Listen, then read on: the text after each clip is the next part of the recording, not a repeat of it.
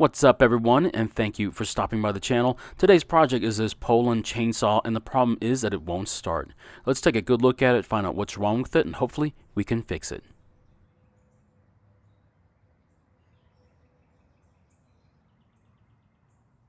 In this video, we try and repair this chainsaw. However, it may not be the exact repair you need to make to yours. We'll explore other options later in the video. So the information on this chainsaw was that it wasn't working, so it was sent to the repair shop to be fixed.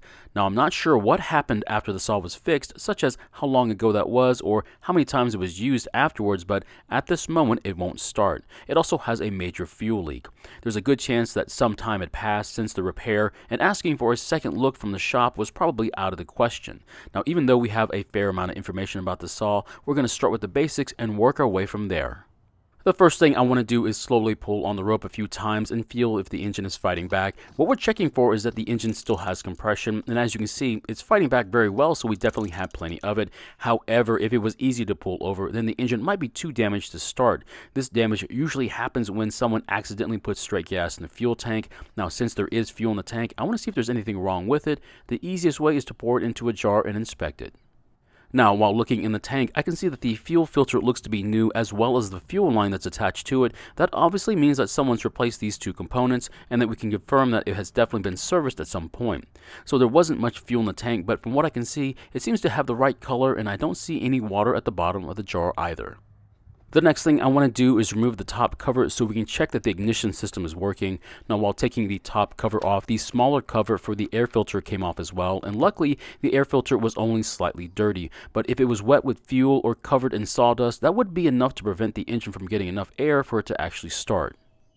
To check the ignition system, I'm going to use a spark checker. You can find these online for just a few dollars, and to use it, just install it in line with the spark plug, pull the rope a few times, and watch for an orange glow in the tester.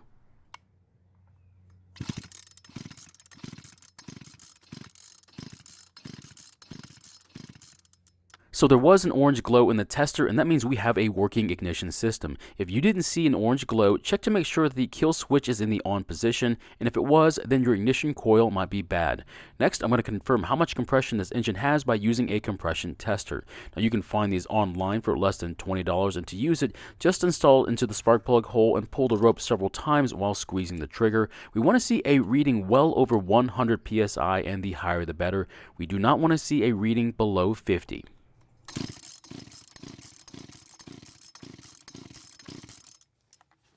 So the reading is almost 150 psi, which is fantastic. It confirms that this engine is extremely healthy, and that means if we put some fuel into the engine for a test run, it should start without any issues.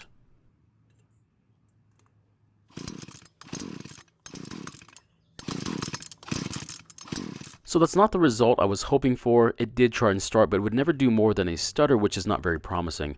I know there's plenty of compression, and I know there's spark, but now I want to check the air gap between the ignition coil and the magnets on the flywheel, as it could affect how well the spark plug works to ignite the air-fuel mixture inside the engine. So here's something interesting. This purge bulb was recently replaced, and of course this is a new fuel line that's connected to it, but back here is the original brittle fuel line. That means that whoever worked on it did not change all the fuel lines, only the convenient ones. More than likely this will be the source of our fuel leak. Next, I'll rotate the flywheel so the magnets face the ignition coil. Then I'll use a 15/1000 of an inch feeler gauge to see how well it fits in the gap between them.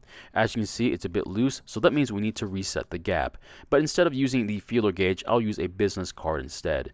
Just slide the card between the flywheel and the coil, and then loosen the two screws to let the coil touch the card. Then tighten the screws, and then remove the card. Before I try another test run, I'm going to remove the carburetor so we can eventually inspect it for any problems that may have been missed by the last shop. What I expect to see is a new diaphragm, a clean inlet screen, and a working pumping diaphragm, or maybe even a new aftermarket carb. Now with the carb out of the way, we'll be able to remove that old fuel line and replace it as well. I know it's hard to see, but it looks like the old fuel line came off of its port on the back of the purge bulb. Now more than likely it broke when they were reconnecting it to the new bulb. We'll take care of that later. Right now I'm going to put some fuel into the intake and try starting the engine.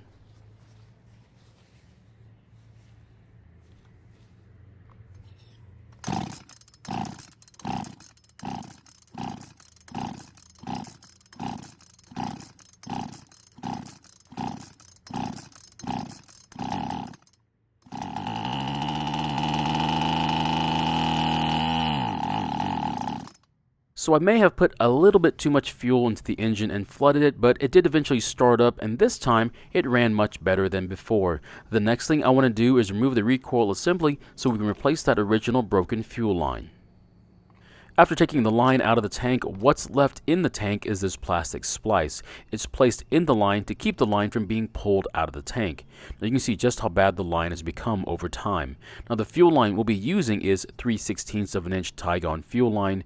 To get it into the hole, just cut it at an angle. This will allow you to use some long pliers to pull the line into the tank and eventually out of it. We can then cut the angle piece off and install that plastic splice, and then pull the line out of the top till it stops. Finally, cut it to length and then connect it to the purge bulb.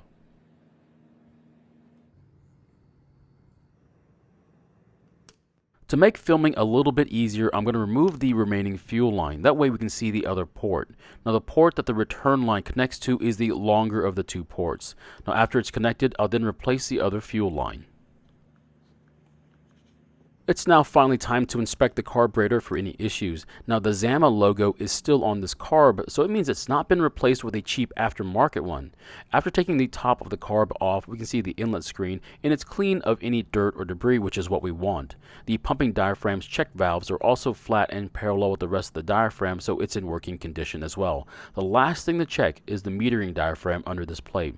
We want to make sure it's still flexible and does not have any wrinkles in it, and surprisingly, it looks like it's also in great shape. That means that the last place that worked on this must have serviced the carburetor as well. Now that we know that the carb is in working condition, it's now time to reassemble it and install it back onto the engine. If either of the two diaphragms would have been out of shape or brittle, the best option would have been to just replace the carb, as it's easier than trying to find the correct rebuild kit. Now when reconnecting the fuel lines, the fuel line that goes to the shorter port on the purge bulb will go to the brass port on the left side of the carb, and the smaller fuel filter line will go to the brass port on the right side. Now before I install the carb on the studs, I'm going to add some gas to the tank so we can do a test purge.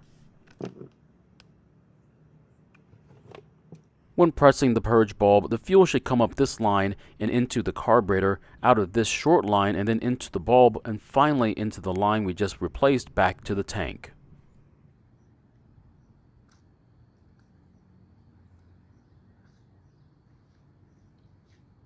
So it looks like fuel is flowing through the lines like they're supposed to, so we'll finish installing the carb back onto the engine. Now if your lines are set up like this, but the fuel comes through the return line first, it means that the lines are swapped at the purge bulb and need to be corrected.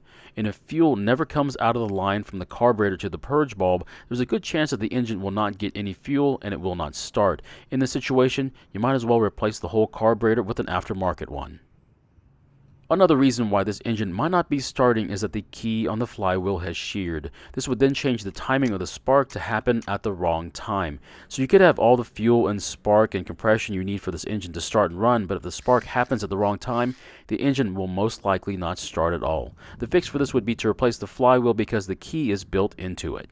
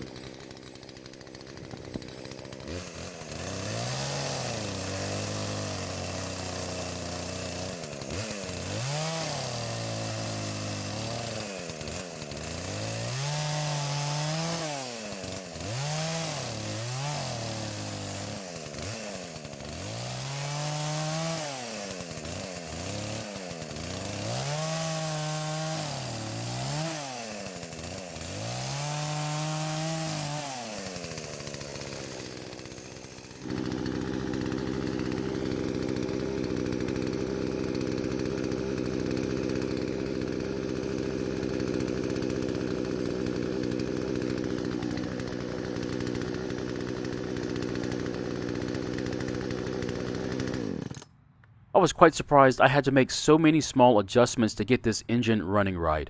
Also, adjusting the idle screw was difficult because sometimes the screwdriver wasn't completely engaged on the idle screw's head. In the end, I ended up turning the L screw counterclockwise about a half turn, and then I had to make several small adjustments to the idle screw so that the chain would actually stop moving while idling. So my question is, if this was your saw, would you take your equipment back to the person who worked on it knowing that they weren't that thorough, or would you find someone who was more thorough no matter the price? Personally, I would take the saw back to them to fix it again and let them decide if they want to take the blame for their mistake. Thank you for watching. I really appreciate your time here. Please feel free to ask me any questions, and I hope to see you in the next video.